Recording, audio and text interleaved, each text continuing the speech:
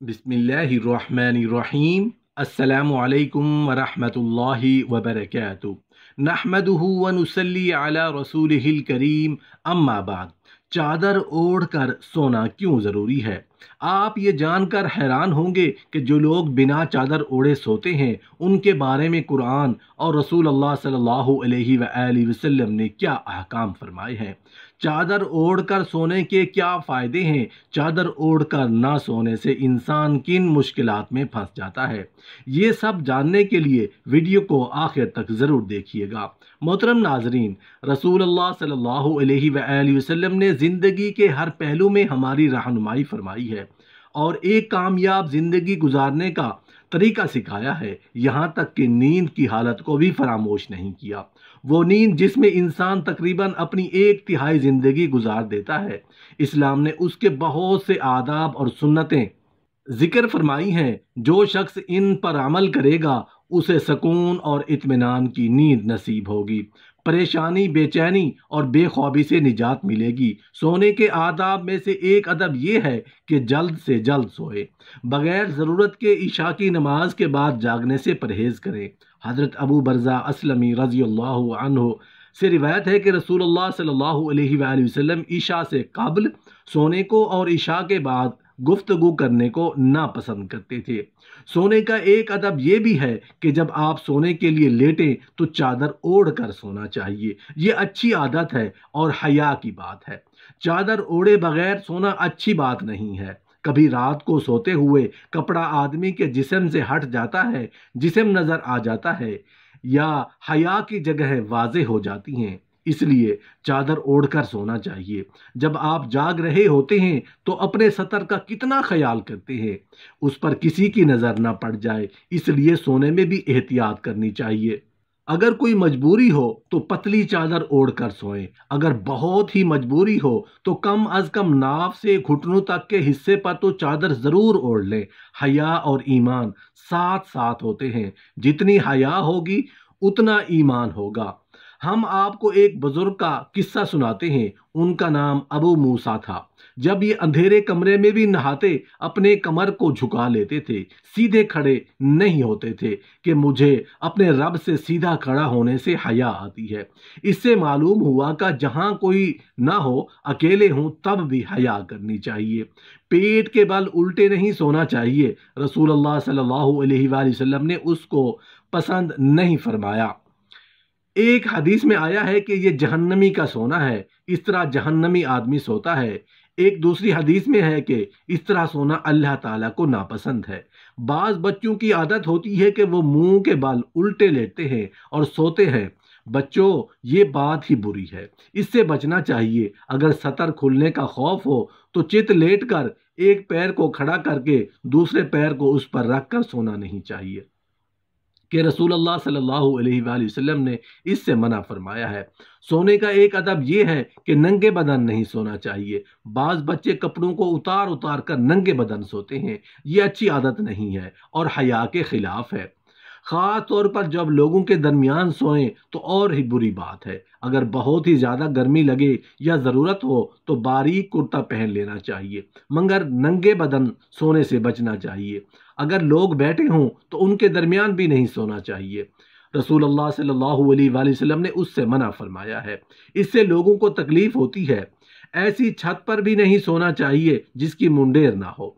रसूलुल्लाह सल्लल्लाहु अलैहि वसल्लम ने ऐसे आदमी से बेजारगी का इजहार फरमाया है।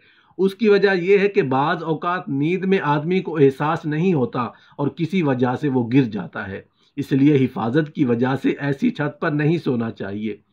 सोने का एक अदब यह है कि इंसान दाईं करवट पर सोए, क्योंकि रसूलुल्लाह सल्लल्लाहु अलैहि वसल्लम दाईं करवट पर सोया करते थे और हज़रत बरा बिन आज़िब रज़ियल्लाहु अन्हु को भी रसूलुल्लाह सल्लल्लाहु अलैहि वसल्लम ने दाईं करवट पर ही लेटने का हुक्म दिया है। दाईं करवट पर लेटना ही अफजल है। रसूलुल्लाह सल्लल्लाहु अलैहि वसल्लम ने इरशाद फरमाया, जब तुम्हारे बच्चे 7 साल के हो जाएं उन्हें नमाज पढ़ने का हुक्म दे, और जब 10 साल के हो जाएं तो उन्हें नमाज ना पढ़ने पर मारे और उनके बिस्तर अलग कर दें। अल्लामा महमूद रहमतुल्लाह अलैह अबू दाऊद की शरह में लिखते हैं कि उनके बिस्तर जुदा जुदा कर दो। इसका मतलब ये है कि उनके सोने की जगह अलग अलग बनाओ। اس لیے کہ جب وہ 10 سال کو پہنچتے ہیں تو بلوغت کی ادنا حد کے قریب ہو جاتے ہیں، ان کی شہوت زیادہ ہو جاتی ہے اور ان پر فساد اور خرابی کا ڈر ہوتا ہے۔ ایک روایت ہے، رسول اللہ صلی اللہ علیہ وآلہ وسلم نے ارشاد فرمایا کہ مرد مرد کے سطر کی طرف نہ دیکھے اور نہ ہی عورت عورت کے سطر کی طرف دیکھے، اور مرد مرد کے ساتھ ایک کپڑے میں جمع نہ ہو، نہ عورت عورت کے ساتھ ایک کپڑے میں جمع ہو۔ اس میں بھی یہ حکمت پیش نظر ہے کہ مرد و زن برائی سے محفوظ رہیں اور اپنے آپ کو گناہوں سے بچائے رکھیں، کیونکہ جب خلوت اور ایک ہی بستر میں انہیں سونے کی جگہ ملے تو شیطانیت کا دروازہ کھلنے میں دیر نہیں لگتی۔ شریعت اسلامیہ نے اس دروازے کو بند کرنے کے لیے یہ تعلیم دی ہے کہ 10 سال جو شعوری عمر کی ابتدا ہوتی ہے، یہ پابندی عائد کر دی جائے تاکہ برائی کے راستے بند ہو جائے۔ اس لیے ہمیں اس بات کی طرف خصوصی توجہ دینی چاہیے اور اپنے بچوں کو اسلامی تعلیمات سے ہمکنار کرنے کے لیے پوری محنت اور تگودو سے کام لینا چاہیے۔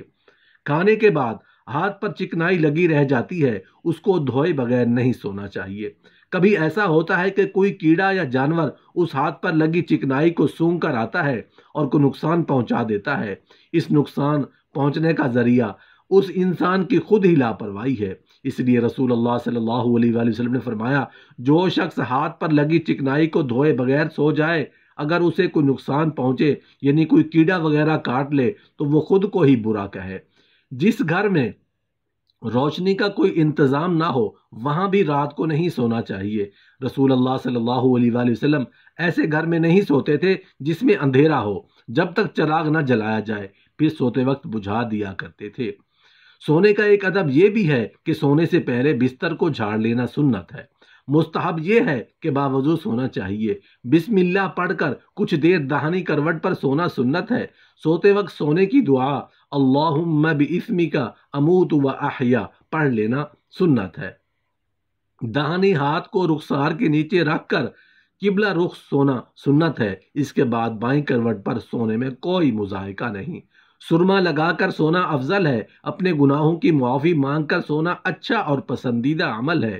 نیند آنے تک اللہ کا ذکر کرتے رہنا چاہیے۔ پیٹ کے بل نہ لیٹا جائے۔ حدیث پاک میں ہے جس کا مفہوم ہے کہ الٹا لیٹنے کو اللہ پسند نہیں فرماتا۔ پاؤں پر پاؤں رکھ کر لیٹنا اچھا نہیں۔ لڑکا جب 10 برس کا ہو جائے تو اپنی بہن، ماں یا بہن وغیرہ کے ساتھ نہ سلایا جائے، بلکہ اتنی عمر کا لڑکا لڑکوں اور مردوں کے ساتھ نہ سوئے۔ دن کے ابتدائی حصہ اور مغرب اور عشاء کے درمیان اور عصر کے بعد سونا مکروہ ہے۔ شمال کی طرف پاؤں پھیلا کر سونا جائز ہے، البتہ مغرب کی طرف پاؤں کر کے سونا ناجائز ہے۔ یقیناً اس میں قبلہ کی بے ادبی ہے۔